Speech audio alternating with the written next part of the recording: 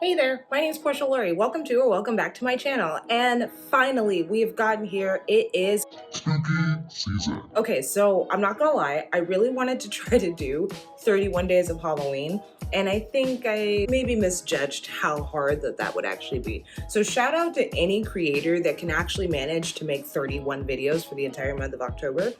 I am hoping that I will at least have 4 videos for you this month. I kind of don't really think about horror movies throughout the year because the bulk of like the time that I watch them is during the month of October.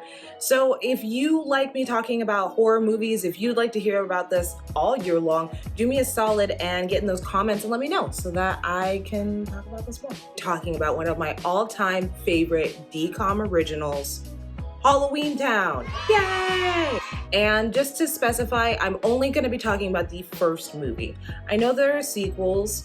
I know that there's a sequel where they recast Marnie as if she could be a different human entirely, but we're not talking about those because they just make me upset. So we're just gonna be talking about the first one. And I'm actually resurrecting something I used to do on my channel when I first got started that I haven't really done as of recently. What did we learn? And the bulk of these videos really have to do with Disney movies. So I thought, since I'm gonna be talking about a DCOM original, let's go ahead and revive that series again. So grab a broom, grab some witch's brew, and let's just get into it. Before I get into the nitty-gritty, every time. So one, there are spoilers, but this is a Disney movie, so I mean, like, there are spoilers, but I mean, it's not gonna ruin the movie for you. I do suggest, though, that you go check out the movie before you watch this video. But first, let's get into kind of the synopsis of the movie. So in this Halloween-centric movie, we meet Marnie Cromwell. And Marnie is a weird stuff loving future I'm not like the other girl. And she is pissed off at her mom Gwen because for the 13th year in a row, her and her siblings are not allowed out on Halloween. We're gonna get more into that later, but moving on, they're not allowed to go out on Halloween. Not Marnie, not Dylan, not Sophie. Nobody goes out on Halloween. They're forced to stay inside, and there's no real reason for it. So Marnie is really pissed off. So just when the situation is starting to calm down and Gwen really regains control of the room, in walks Grandma Aggie. So Grandma Aggie, the dearly beloved Debbie Reynolds, may she rest in peace. She is a woman among girls, but she was fantastic. Anyway, so Aggie Cromwell comes in just this gusto, and she is the exact opposite of Gwen. She loves Halloween. Halloween is a really big deal to Aggie, and she really embraces all the weird stuff that Marnie seems to be into. Even though not everyone in the family is quite as weird stuff loving as Marnie, they're all very excited to see Grandma. And it seems as though they only get to see Grandma one time of year, which is quite curious. And so eventually Aggie drowns them all in candy. She gets them up to bed. She reads them a story, which casts some very interesting look-alike characters for the Cromwell kids, and sends them to bed. After all the kids have gone to sleep, we see Aggie going back down to have a conversation with Gwen, and this is where we find out the real juicy part of the story. Aggie and Gwen are having a kind of a heated conversation, and Marnie is eavesdropping from around the corner, as kids do. And we find out from Aggie that the Cromwells are actually a very, very powerful group of witches. And by the 13th year of being a witch, you are supposed to have mastered your witchdom and completed your training. And since Marnie doesn't even know that she is a witch, clearly her training hasn't been done, and Aggie really wants to encourage Gwen to see it from a different perspective and train Marnie for what she's meant to be, a witch. But Gwen keeps saying, no, no, no, no, no. I want my kids to be normal. I want them to live in the real world. I don't want them to have powers. And if I keep this up throughout the night, then she'll wake up tomorrow and she'll be normal and she won't have any witch powers, and that'll be that. Since Marnie's heard everything that her grandma has said, she's obviously very curious about the fact that she's supposed to be a witch. And so when Aggie eventually leaves their house, Marnie and her little brother Dylan, who is also sneaking around and eavesdropping, they end up watching their grandma to see where it is that she goes after she leaves their house every Halloween. So what they actually find is that their grandma is going onto this weird bus that they've never seen before, a random bus stop that's never existed before. And so they're like, well, let's just go check out where grandma goes when she's not here. And so they load into the back of the bus and away they go into Halloweentown. And Sophie also got onto this bus and somehow nobody noticed her either. But eventually we all meet up, we find grandma. Grandma's actually really excited that they're there. And she tells Marnie that yes, the conversation she was having with her mother was in fact true, and that Marnie, as well as Dylan and Sophie, are all in fact witches. And what we also find out is that Aggie wasn't only in town to see her grandkids, she was also coming to ask Gwen for some help with something that's going on in Halloweentown, something very Spooky. one might say. And that's the synopsis, essentially, of Halloweentown. So now that we've gone over the synopsis, let's get into what it is that we learned from this movie. So let's kind of break down some of the main events that happen in the movie and how they contribute to the moral of the story, if you will. One of the first big plot points of the movie is actually when Aggie is reading the story to all the kids. So when she's reading the story and as she's flipping through the pages, these characters start to pop up here and there. I think there's a Sophie character, there's a character that kind of looks like Dylan, but most importantly, the star of this book, this bedtime story, is Marnie. And at the end of the book, she's looking at her, she's like, wow, that really looks like me. That's kind of your first incident of where you're like, we don't quite know all of the things that are going on in this family. So things are going pretty well in Halloweentown for Marnie and the bunch. They're learning that there's something evil, there's some kind of presence that's in Halloweentown, and Aggie is on the search to figure out how she can help to eliminate this whatever is going on. Okay, we need to get this, and this for this potion that will alight the talisman, and then we put the talisman in the pumpkin and then everything will be cool. Okay, seems easy enough, right? But of course, there's a few little snags along the way. First of which being that Gwen shows up. She's shown up in Halloweentown. I don't know how she knew for sure that her kids went to Halloweentown and not just stolen out of their beds or whatever. But anyway, she ends up in Halloweentown knowing that that's where her kids are and they're with Grandma Aggie and it's time to go home. So now it's Gwen's turn to be upset with Marnie, who has just gotten her very first broom and gone on her very first joyride. So I can understand why she's pretty pissed off. I wouldn't want to leave Halloweentown either. Now there's some huge plot holes I have here. I believe that they mention in the beginning of the movie, and I will correct myself in editing if this is wrong, but I'm pretty sure they say that there is one bus that gets you to the mortal realm, and then one bus that takes you back out of the mortal realm and back to Halloweentown.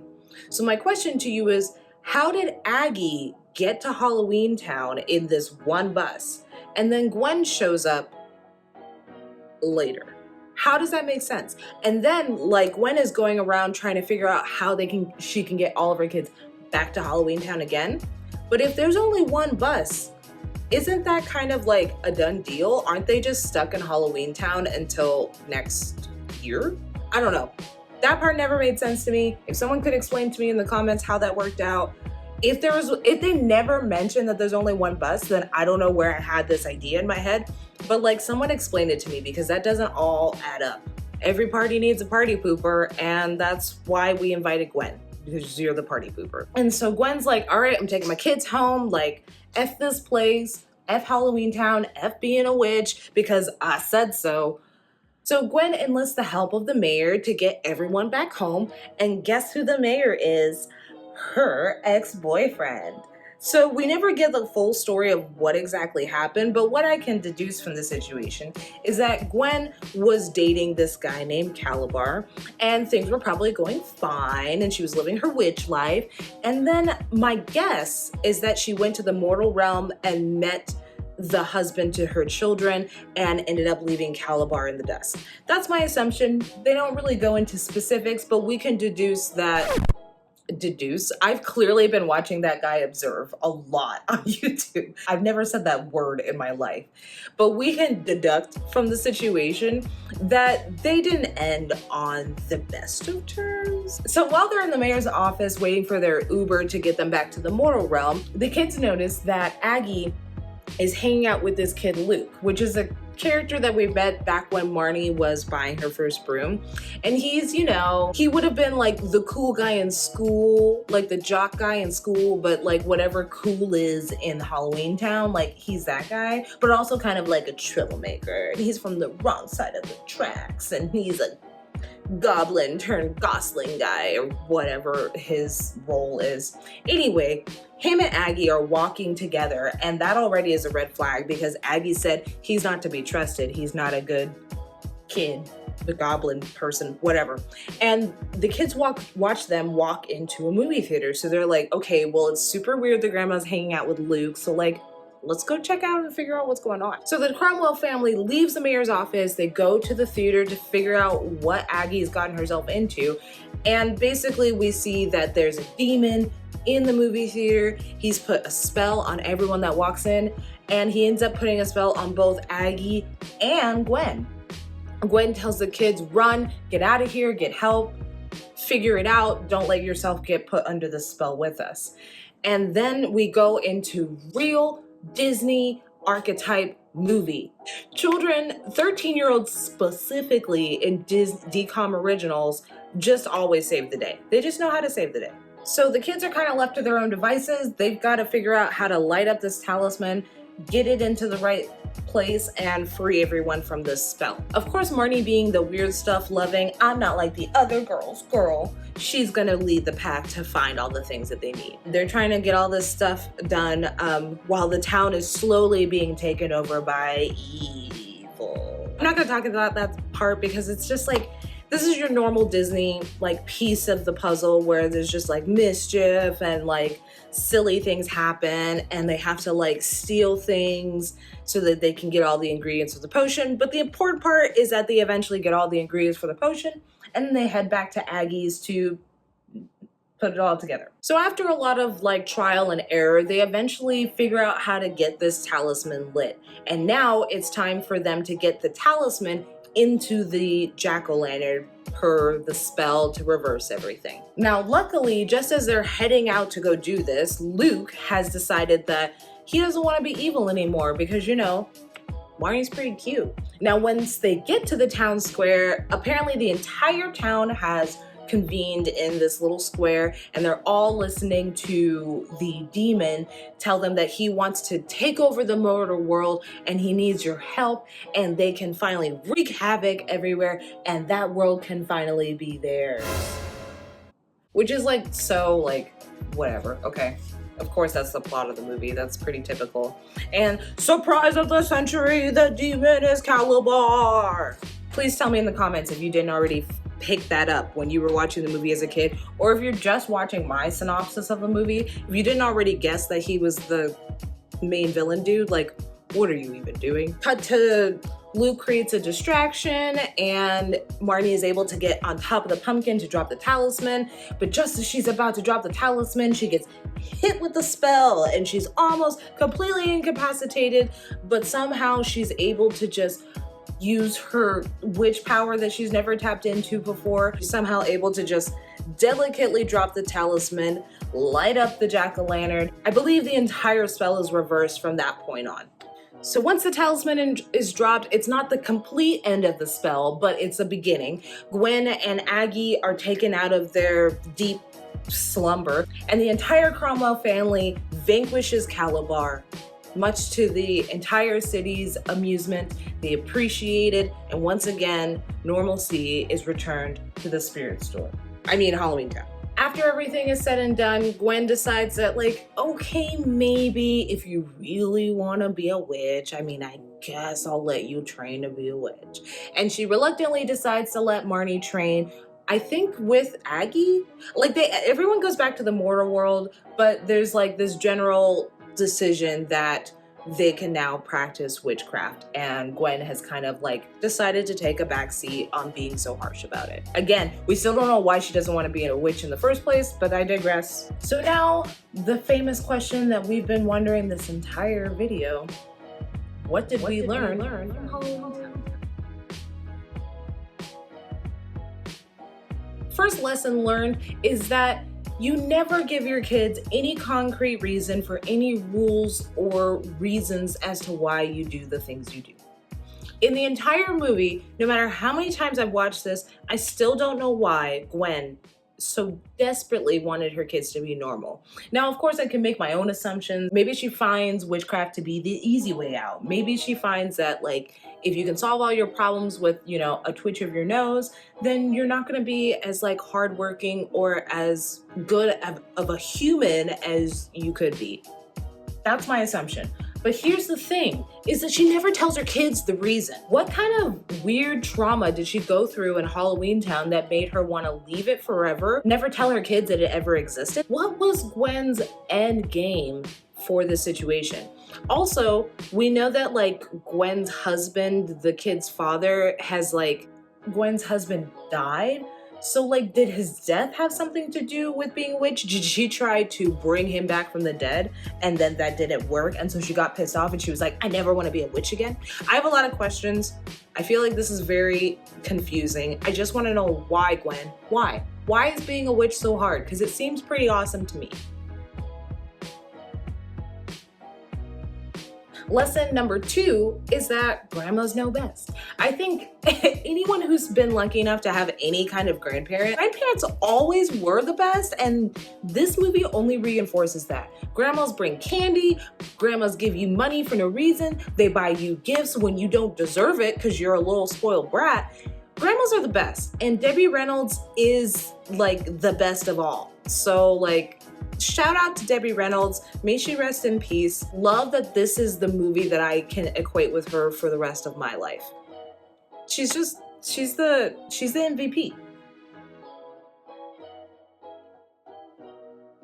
Lesson number 3 is that science is for losers. Like, I feel like they really shit on Dylan like the whole movie. To be fair, Dylan kind of sucks the entire movie. He's just constantly just being like, well, that'll never work because gravity and Newton's law. And like, it makes it seem as though science is bad. Science is what works in the mortal world. So like, believe in science. Science is a good thing. You should encourage your kids to like be interested in science and how things work. And it kind of sucks that the takeaway from this movie is that like Dylan sucks, and it shouldn't be like that. Of course he doesn't want to believe the unbelievable, because in the mortal realm, it is unbelievable. And I feel like we never really talk about that this kid is actually super smart, but we make him be like the crappy character, the annoying character. To be fair though, Dylan does suck. Like, his voice sucks, like the things he says suck. Very good. I'll bet you get A's in school. Actually, she gets B's and C's. I get the A's. Encouragement, not good. No. His comebacks suck. Like, this poor kid. I mean, and I don't know if it gets better for him. I've only seen the second Halloweentown, Calabar's Revenge. Don't quote me on that. I don't remember the name of the movie. But I have seen the second one, and he doesn't get any better with age. Like, he just becomes an annoying teenager as opposed to being like an annoying child. And that kind of sucks. It's just this is a sucky lesson. Rule number 4, love the goblin skin that you're in. So this is a mild topic that we kind of talk about with the character Luke. So Luke starts working with the demon because the demon promises like he'll make him better looking and take away some of his warts and his like outer layer of what the mortal realm would call like unattractiveness. But also in this Halloweentown, like, who would care if you look like a goblin? Like, there's literally a skeleton that drives taxi cabs. Like, I don't think anyone's really concerned about your skincare. But I do appreciate that the lesson that they were trying to teach you is like, you know, love the skin you're in. Like, be proud of who you are. Your warts are part of you. Whatever. Lesson number 5 is that even though Marnie is the not like the other girls, weird stuff loving girl, it's actually Sophie who is probably the most talented and natural witch. And I always thought, like, how come Sophie can't get her own like movie sequel, movie series, TV show series? Like, wouldn't it have been so cool if we could have followed more about Sophie and Sophie's training? Because I think that's something that they kind of show you underneath the movie, is that Sophie is naturally a really good witch and probably a better witch than Marnie could ever be. And then if we made a movie centering around that kind of feud between them, like that would be very interesting to see, is like them having to like work together, and like Sophie's strong, but she's not like, she can't do it all. So like Marty and Sophie have to work together to like complete a task. I don't know. Just throwing it out there, Disney. If you wanna come talk to me, I would be super stoked to write that script. But anyway, Sophie is the more powerful witch, and I wish we spent more time with Sophie and kind of got to see how her powers would develop. What if she also became evil at some point? I'm just saying, there's a lot of story to play with there, and I wish that they had done more with this series because it was so popular. I would say it's even more popular now in 2020 than it was even when it came out. And last but not least, lesson number 6 is that time travel exists. I think we learned from Aggie that Halloweentown and the mortal realm used to be all as one, but that they were getting racism, for a lack of a better terminology to use, is that they were being separated from everyone else. They were treated different than everyone else. They didn't have the same benefits, and you get what they're trying to do here, right? Like they're trying to like talk about real world problems, but in like a child perspective. But time and space travel would have to be a thing in order for this to work, because there's the mortal realm and then there's Halloweentown. And another aspect of Halloweentown is that time moves slower there. So like a whole year could go by in the time frame of an hour in mortal time, which doesn't make sense because like, see, this is what makes that bus thing really confusing, because if time moves slower in Halloweentown, how long are they actually in Halloweentown in mortal time? Like when they get back to the mortal world, have I reversed it? Is Halloweentown moving faster than the mortal? I need more answers. And I think this is why you probably shouldn't rewatch children's movies when you're an adult, because now all I'm doing is sitting here and questioning the entire movie, because I'm like, there's a lot of plot holes here that you did not fill with information. And I realize you didn't fill them with information because it's a child and they don't care about those kind of things. They don't even understand like world structures yet. So I get why you didn't give me the answers, but now I'm an adult and now I'm rewatching it and now I'm confused. So I do think that the overall moral of Halloweentown is to be true to yourself. I think that was the whole point of the movie, is that Marnie is really weird or into weird stuff, but she shouldn't stop being who she is just because people necessarily don't understand her or make fun of her. I think you're just supposed to accept each other for who you are. I think that's the end moral of the story. I think it's still kind of ambiguous, but most importantly, it is incredibly fun to watch. If you've never seen Halloweentown, I hope that this video maybe changed your mind and maybe you'll give it a look-see. This isn't like sponsored or anything, but if you were concerned on like where could you find this movie to watch it, it's available on Disney Plus right now. But yes, that's my opinion of Halloweentown. I hope you enjoyed watching this video. If you guys like this kind of video, do me a solid and drop a like on it, then run over to that subscribe button, hit that and the bell next to it, and you'll be notified every time I upload. I had a lot of fun talking about all things spooky and Halloweentown, and I'm hoping I will do a couple more of these this month. But until next time, I'll see you later.